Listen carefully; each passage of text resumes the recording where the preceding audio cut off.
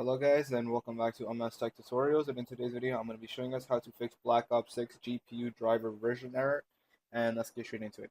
So the first thing you guys can do is actually update your graphics card, or not your graphics card, your drivers basically. And if you're on if you have NVIDIA, you can do this by clicking on GeForce Experience. So just open this up and you want to go to drivers and then you want to click on check for updates. If you have any updates, you go ahead and update them, and then once you're done, it should say something like GeForce Game Ready Driver, whatever, it's up to date. You have the latest GeForce Game Ready Driver. Once you're done with that, go ahead and go over to Steam. Open up Steam, click on Library, look for Call of Duty, right click on it, and click on Properties. From Properties, you want to go over to Installed Files, and then you want to click on Verify Integrity of Game Files. Go ahead and do that, and once you're done, you should be good to go. I also do recommend restarting your PC as well, especially after you update your drivers, and yeah, you're all set.